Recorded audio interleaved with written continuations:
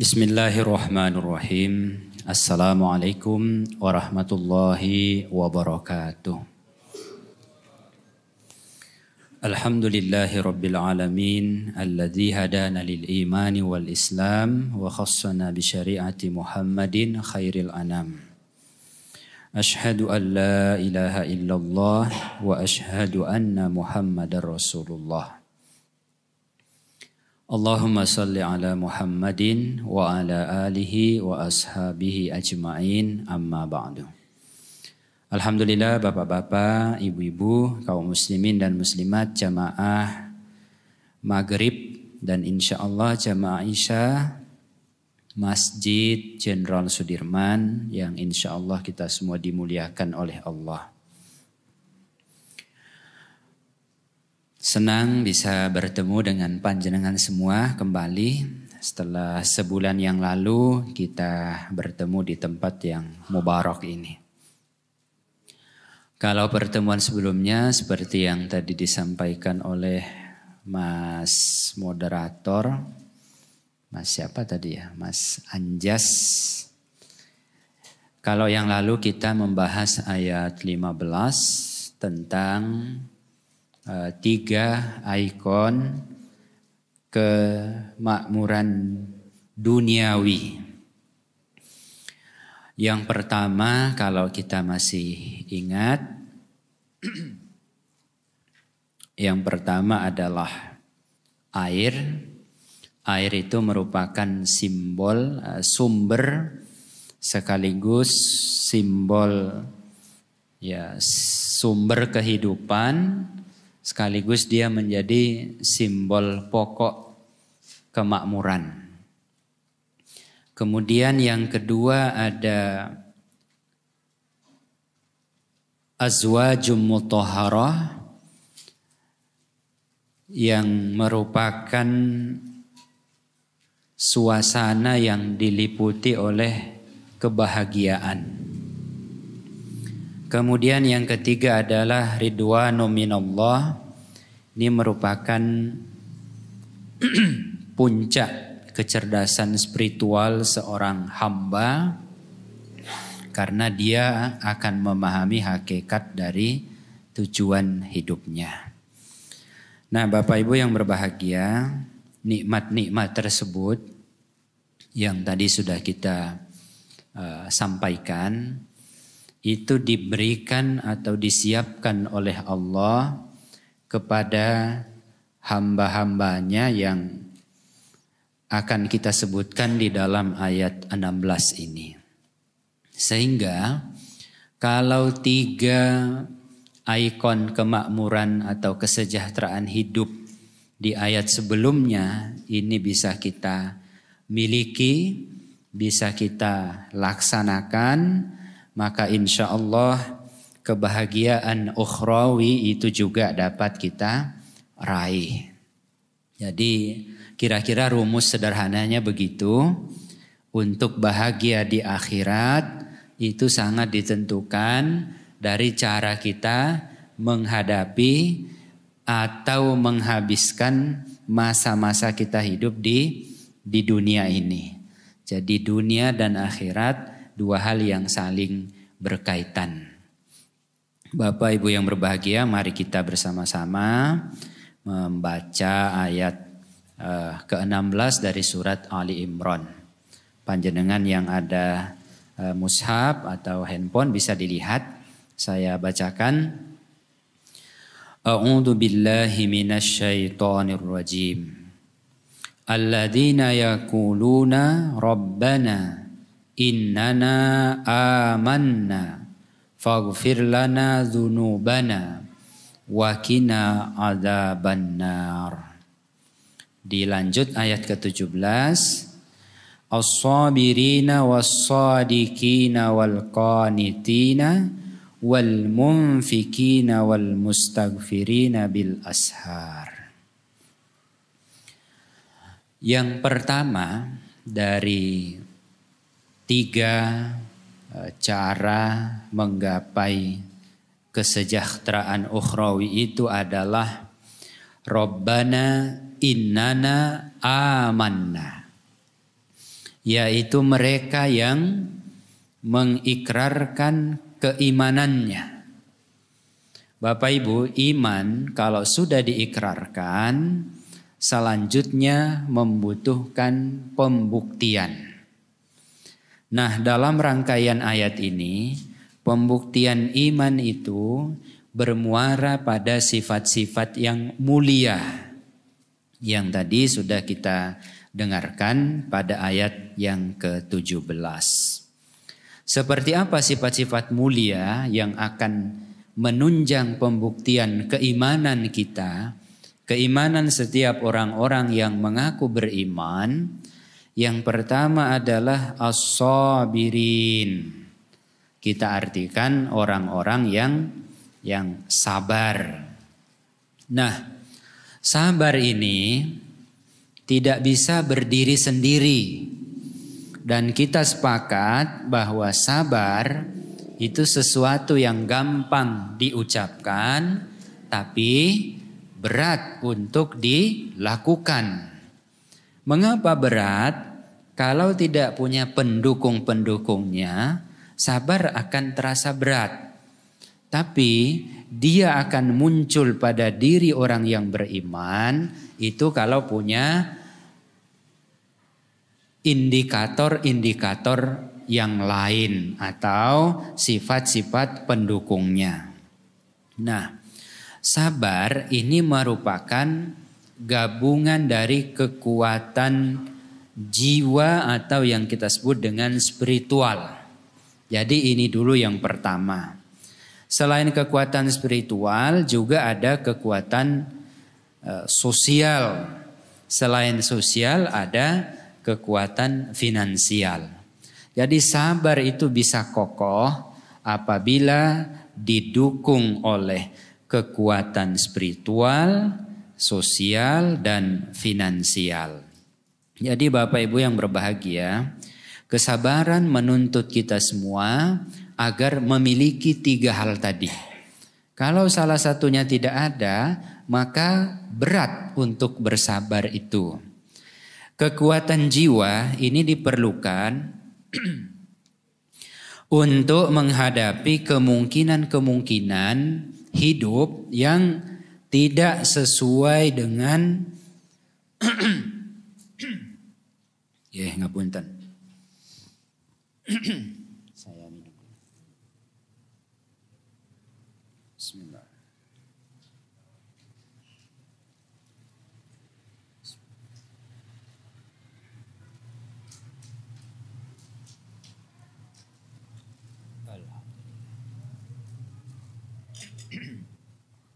Mohon maaf. Kita ulangi. Jadi kekuatan jiwa ini diperlukan untuk menghadapi kemungkinan-kemungkinan hidup yang tidak sesuai dengan keinginan kita.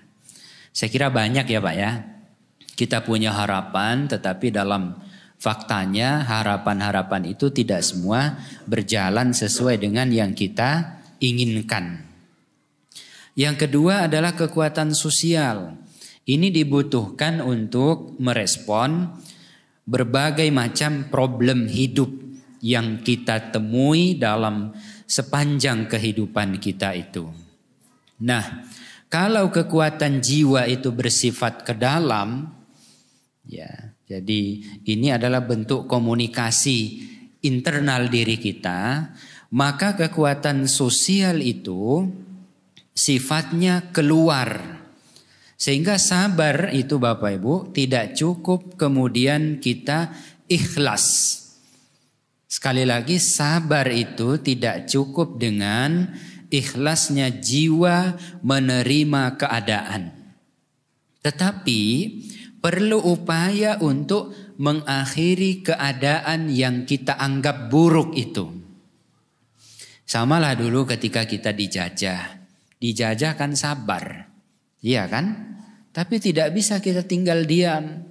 Kita harus bergerak, berupaya untuk mengakhiri yang kita sebut dengan penjajahan. Saya kira sama juga lah. Ketika kita miskin, sabar. Tetapi kesabaran kita tidak kemudian membuat kita apatis, diam, tidak bergerak, tidak berusaha keluar dari situasi yang menyebabkan kita miskin. Itu misalnya. Nah, dari mana hal itu difahami? Kalau kita lihat Bapak Ibu, huruf-huruf yang membuat kata sabar ini ada huruf so. Setelah itu apa lagi? Ba. Setelahnya ro. Ya, so, ba, ro. Nah, kata ini, huruf-huruf ini jugalah yang membentuk kata basoro. Sama ya Pak ya? So, ba, ro. Ba, so, ro. Yang artinya adalah mengamati. Itu satu diantaranya. Sehingga bersabar artinya mengamati problem-problem hidup. Lalu kita mencari solusinya. Bersabar atas kemiskinan misalnya berarti kita mencari solusi agar kita terbebas dari himpitan-himpitan hidup yang membuat kita miskin. Nah, langkah konkret untuk terbebas dari problem hidup itulah yang disebut dengan kekuatan finansial. Nah, sebagaimana langkah konkret dari menghadapi kemiskinan kalau di dalam Islam, misalnya itu ada kewajiban zakat, ada anjuran untuk berinfak dan bersedekah. Kekuatan sabar yang seperti inilah yang gabungan tadi itu Bapak Ibu, ada kekuatan jiwa, sosial dan finansial yang nanti akan melahirkan sifat yang berikutnya. As-sabirina was-sadiqin. Jadi sabar seperti itulah nanti yang akan melahirkan sifat as-sadiqin. Yang mana as-sadiqin itu? As-sadiqin dipahami dalam arti hidup dengan cara yang benar. Kalau orang tidak sabar, dia tidak akan bisa menjadi seorang shadiqin. Saya kira begitu nggih Pak? Orang kalau tidak sabar, dia tidak akan mampu menjalani hidup ini secara benar. Nah, selanjutnya al-qanitin. Hanya orang-orang sabar sajalah yang tadi itu. Sabar dari aspek jiwa, sosial dan finansial. Itu yang mampu hidup secara bermartabat. Saya memang butuh.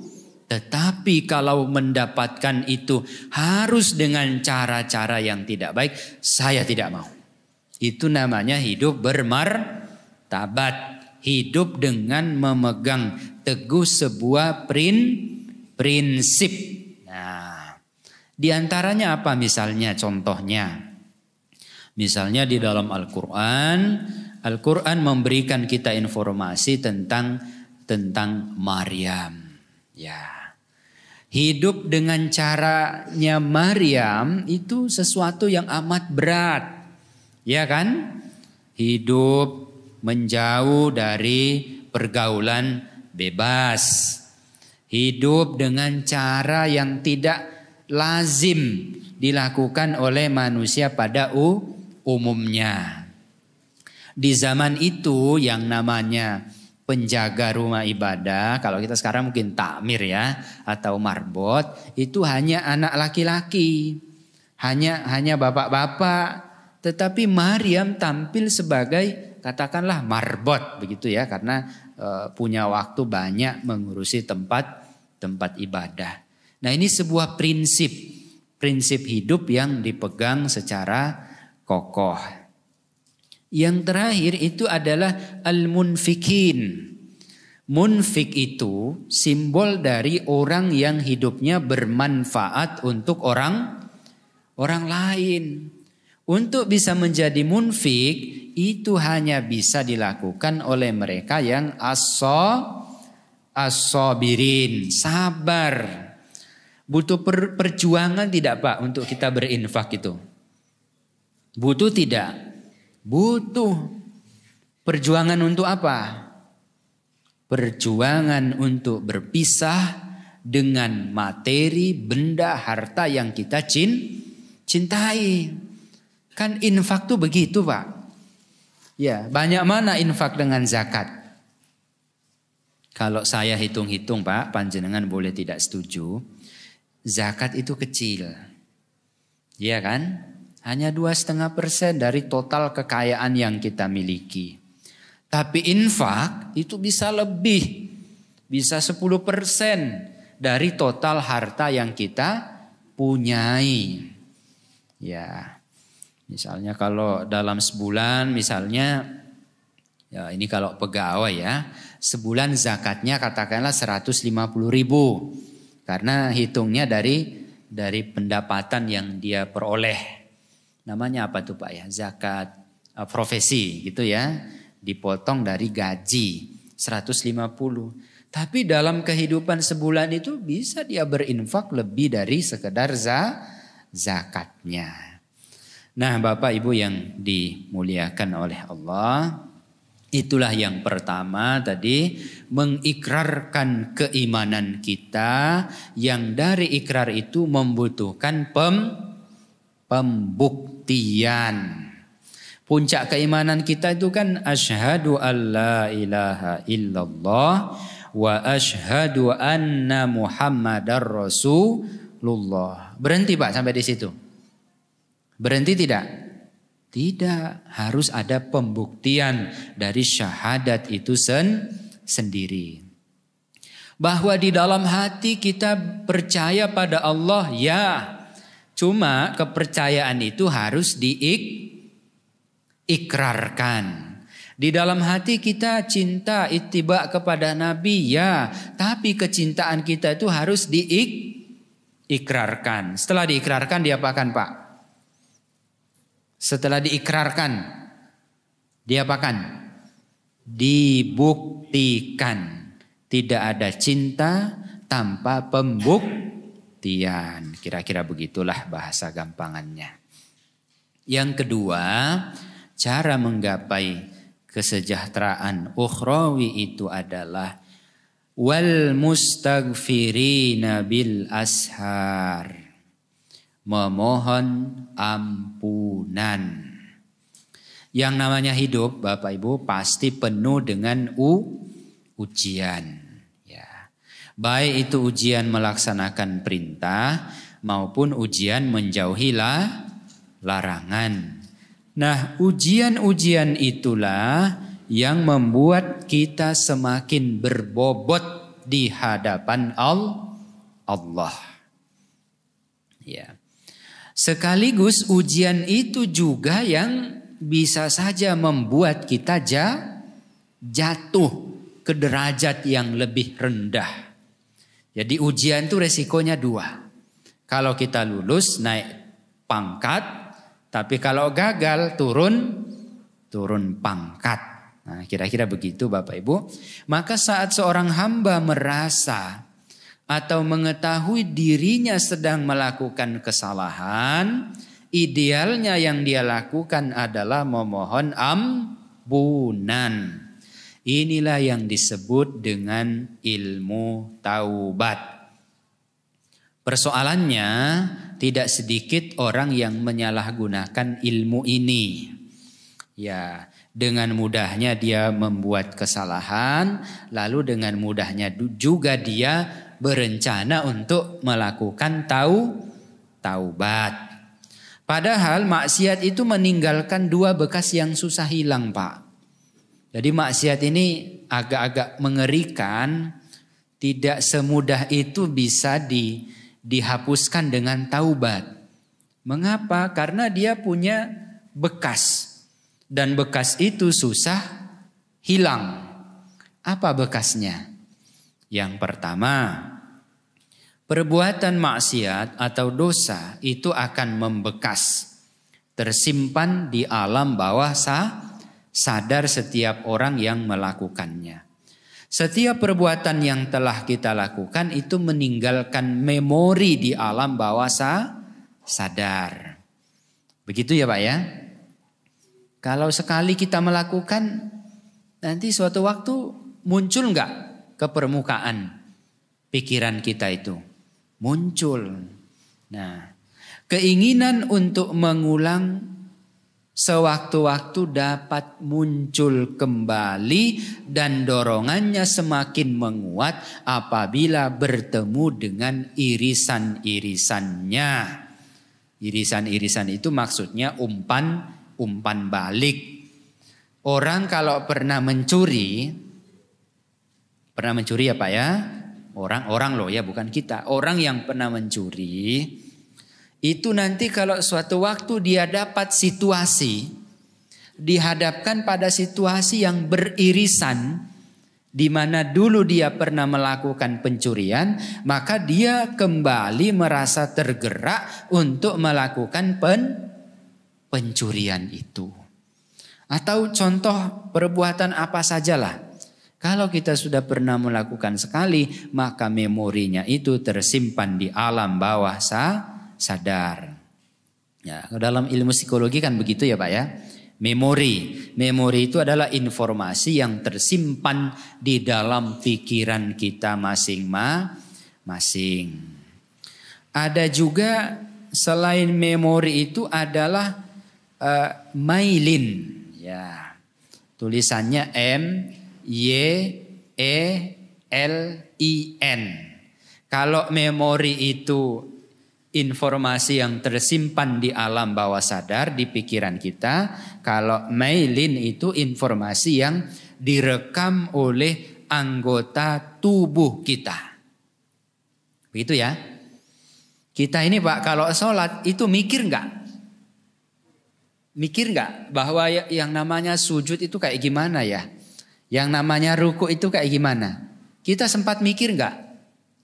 Kalau pengalaman sih enggak Pak. Begitu imam mengatakan Allahu Akbar, kita tuh langsung otomatis Allahu Akbar. Begitu nanti sujud ya sama, ruku ya sama. Itulah namanya informasi yang direkam oleh anggota tubuh kita. Bapak Ibu yang berbahagia, contoh lain misalnya orang yang dulu sering main bola. 10 tahun dia nggak pernah nendang bola. Sekali waktu dia diberi bola. Kira-kira dia lupa nggak caranya nendang bola? Tidak lupa Pak. Ahli renang. 10 tahun tidak renang. Sekali waktu dia harus melewati sungai. Atau apalah ya. Kira-kira dia lupa nggak cara berenang? Tidak. Kenapa Pak? Karena anggota tubuh kita ini mampu merekam apa yang pernah kita lakukan. Tentu yang dilakukan berulang-ulang. Nah, kedua hal inilah yang telah membantu kita mengingat sekaligus ingin melakukan kembali apa-apa yang pernah kita lakukan. Maka di sini Pak ketemu jawabannya. Mengapa orang yang terbiasa sholat di masjid itu gelisah kalau sekali waktu dia tidak hadir berjamaah? Itulah sebabnya mengapa orang yang terbiasa sholat di awal waktu gelisah kalau sudah waktu sholat dia belum sholat. Padahal secara fikih boleh loh Pak. Kita tidak sholat di awal waktu itu boleh secara fikih. Bahkan mepet-mepet di akhir waktu juga boleh kok Pak. Boleh. Tetapi apa yang membuat kita merasa gelisah? Merasa bersalah? Ya tadi itu. Gabungan antara memori dan myelin. Nah Bapak Ibu yang dimuliakan oleh Allah. Itu yang pertama. Bahayanya perbuatan maksiat. Dia direkam oleh diri kita sendiri. Yang kedua, tidak kalah mengerikannya, kita ini kan hidupnya terbatas. Pembatas hidup itu disebut dengan al-maut atau kematian. Kematian ini ada jadwalnya tidak Pak? Tidak ada jadwalnya. Dia datang secara tiba-tiba. Di satu sisi tarikan untuk mengulangi perbuatan maksiat itu selalu ada. Mengapa? Karena selain kita ada peran syaitan. Peran syaitan inilah yang menghias semua bentuk-bentuk kemaksiatan. Iya kan? Wah, yang namanya maksiat itu Pak, oleh syaitan itu dibuat indah. Benar tidak? Benar Pak. Mohon maaf, contoh zina. Oh itu kalau belum dilakukan Pak, indah sekali. Kalau belum dilakukan loh ya. Yang membuat berpikiran zina itu indah itu siapa? Syaitan. Nanti kalau sudah dilakukan, apa Pak yang terjadi? Menyesal, nangis, ya kan? Nangis. Tapi itu tadi karena sekali dilakukan pasti dia akan terekam dalam memori. Dan anggota tubuh juga akan merekam, minta diulangi lagi. Sama lah saya kira dengan perbuatan-perbuatan yang lain. Miras juga begitu. Kita semua berdoa, na'udzubillah min dzalik. Ini saya sampaikan untuk sebagai contoh bahwa sekali kita berbuat maksiat pasti terekam di dalam memori internal kita dan juga direkam oleh kecerdasan anggota tubuh kita. Bapak Ibu yang dimuliakan oleh Allah, maka ya dalam kondisi seperti inilah ilmu taubat itu tidak bisa dipermainkan, tidak bisa disalahgunakan. Kalau kita misalnya lihat di surat Al-Hijr ayat 39, di dalam ayat itu Allah berfirman, Qala Rabbi bima aghwaytani la uzayyinanna lahum fil ardi wa la ughwiyannahum ajma'in. Apa itu? Itu isinya sumpahnya syaitan. Isi sumpahnya apa? Ya Tuhanku, oleh sebab engkau telah memutuskan bahwa aku itu sesat, pasti aku akan menyesatkan mereka dengan menjadikan perbuatan maksiat itu indah dalam pandangan mereka. Dan pasti aku akan menyesatkan mereka semuanya. Ada pengecualian. Nanti bisa dibaca di ayat selanjutnya, ayat 40. Nah Bapak Ibu yang dimuliakan oleh Allah. Yang ketiga, kalau yang kedua tadi kan memohon ampunan. Yang pertama masih ingat Pak? Yang pertama masih ingat? Mengikrarkan keimanan. Yang kedua memohon ampunan. Yang ketiga adalah menjauhkan diri dari neraka. Gimana kita menjauhkan diri dari neraka? Kita kan belum tahu neraka itu seperti apa. Ya menjauhkan diri dari perbuatan-perbuatan yang menurut informasi Al-Quran dan berita dari Nabi Sallallahu Alaihi Wasallam bahwa perbuatan-perbuatan tersebut dapat menjadi sebab kita dilemparkan ke dalam siksaan api neraka.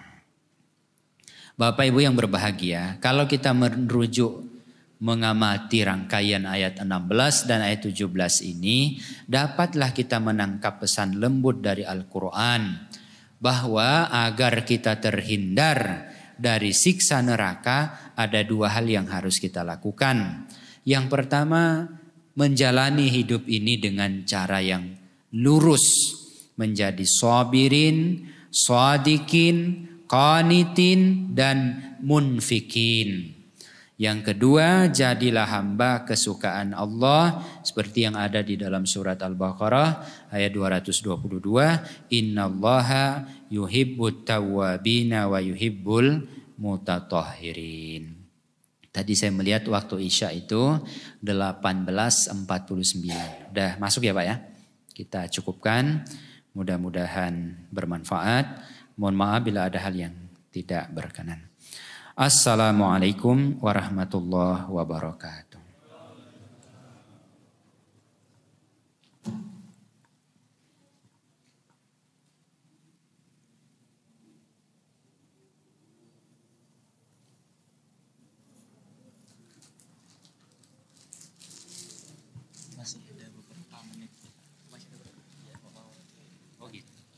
Masih berapa menit? Oh 8. Oh masih ya. Oh.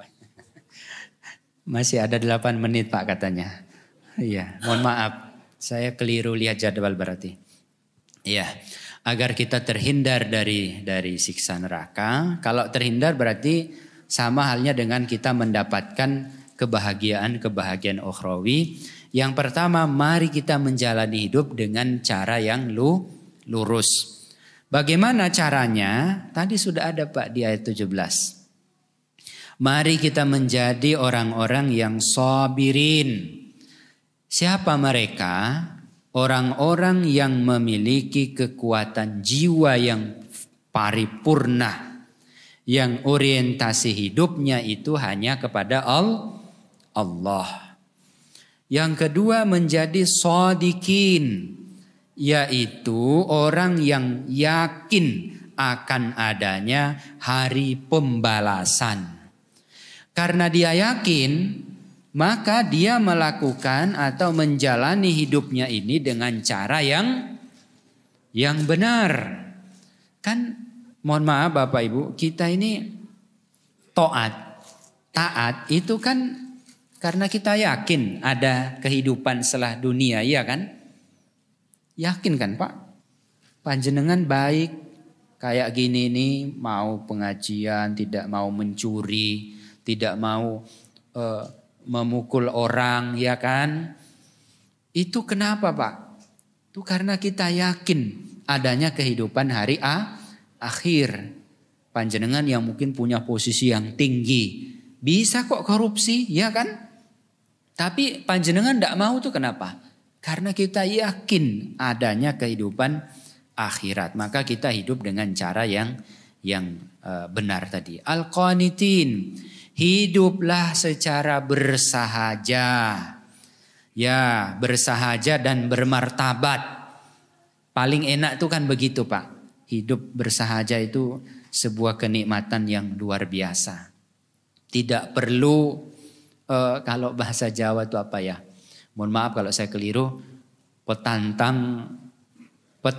Betul ya Pak, ada ya? Tuh enggak usah kok kemaki begitu ya. Jadi hidup tuh ya sudah bersahaja sajalah, tidak usah terlalu ya betul Pak, tidak usah kemaki begitu. Ya saya mau nyebut itu tapi takut nanti keliru, lidah saya ini kan belum fasih. Nah, kemudian hidup dengan cara qanitin, mana tadi? Munfikin. Hiduplah dengan bermanfaat. Hidup itu bukan milik kita sendiri Bapak Ibu. Di dalam hidup kita ini juga ada milik orang lain. Itulah simbol daripada infak, munfik. Orang yang memberi perhatian selain kepada dirinya juga kepada orang lain. Yang kedua ya tadi itu menjadi hamba Allah yang tawwabina wa yuhibbul mutatahhirin. Pada dasarnya kita semua ini dekat Pak, Bu, dengan Allah. Pada dasarnya kita semua ini menjalin kedekatan dengan Allah itu sangat luar biasa. Iya kan? Lalu kita berbuat dosa itu karena kita dijauhkan oleh syaitan dari kedekatan kita kepada Allah. Jadi kira-kira begini Pak, kita ini dekat dengan Allah. Bahkan kalau bahasa sufi itu kita selalu menyatu dengan Allah itu. Ya, saat kita dekat menyatu dengan Allah, kita tidak akan berbuat maksiat.